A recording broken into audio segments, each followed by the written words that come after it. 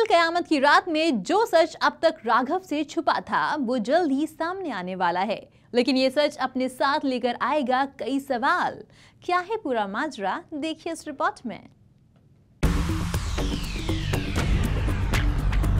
एक फोटो से सामने आएगा अतीत का राज। जो कहानी 25 साल पहले खत्म हो गई थी, वो कहानी सच बनकर एक बार फिर वैदेही और राघव के सामने आने वाली है।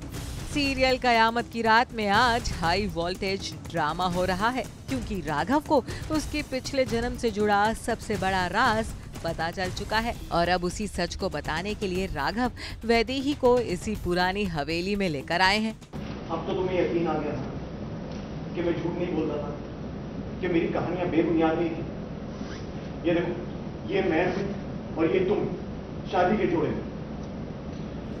राघव को जहां अपने सपने में दिखने वाले चेहरे साफ साफ नजर आ गए हैं, वहीं वैदेही अभी भी इस सच से अनजान है और कहीं ये सारा सच वैदेही के सामने भी ना आ जाए, इसलिए चुड़ैल संजना ने फिर चली है एक चाल।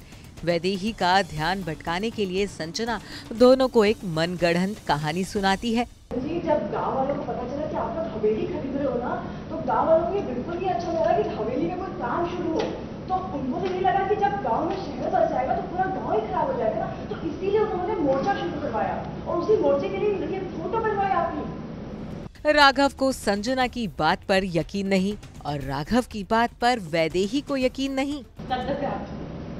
सपना मैंने भी देखा है, पर मैंने उस सपने में तुम्हें नहीं देखा है। जब भी देखा अपनी आंखों के सामने देखा है। मैं इस सपने को लेकर बहुत परेशान हूँ, इसके बारे में नहीं सोचना चाहती।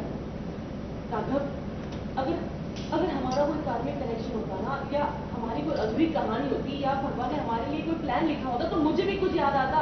इस फोटो को देखकर भी मुझे कुछ याद नहीं आ रहा है, मतलब कुछ नहीं है, प्लीज। चलिए वैदेही के पास चलते हैं और जानते हैं क्या है पूरा माजरा। तो राघव फुल कोशिश कर रहा है वैदेही को ये कन्विंस करने की कि हमारा पुनर्जन्म हुआ है और पिछले जन्म में हम दोनों शादीशुदा थे और हम दोनों का कोई कनेक्शन था, और मुझे जो सपने आ रहे हैं पुनर्जन्म के, उसे भी वो सपने आ रहे हैं, तो हम दोनों बहुत परेशान हैं। पर वैदेही उस बात को बिलीव नहीं करना चाहती है, क्योंकि अभी तक कुछ क्लैरिटी नहीं मिली उसे पिक्चर की, उसको क्यों ये पुराने फ्लैशेस आ रहे हैं।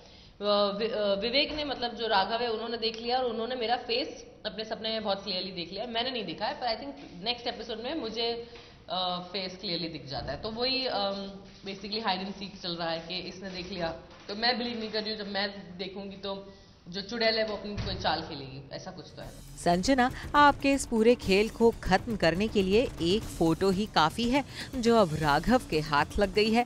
हाँ, जो पिक आ गई है वो राज और गौरी की शादी की है, और अगर वो वैदेही को याद आ गया तो फिर सब कुछ तहस नहस हो जाएगा। जो इतनी प्लानिंग की है संजना ने, 25 सालों से जो इंतजार किया, वो सब खत्म हो जाएगा। इसलिए मैं आई हूँ कि उनको बहकाने के लिए कि ये पिक इस पे मत जाइए, और मैं जो कह रही हूँ उस पर विश्वास कीजिए। तो संजना, सच की तरफ तेजी से बढ़ते राघव के कदमों को कैसे रोकेंगी आप? मैं किसी भी हद तक जा सकती हूँ। मैं लोगों को मार सकती हूँ, तो फिर मैं किसी भी हद तक जा सकती हूँ। अभी मैं फिलहाल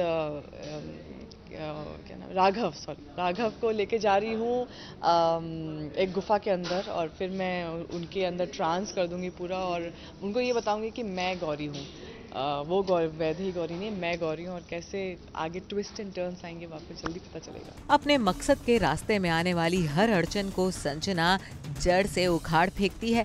अब देखना ये है कि राघव को कैसे रोकेगी संजना। मुंबई से अपर्णा द्विवेदी की रिपोर्ट, E24।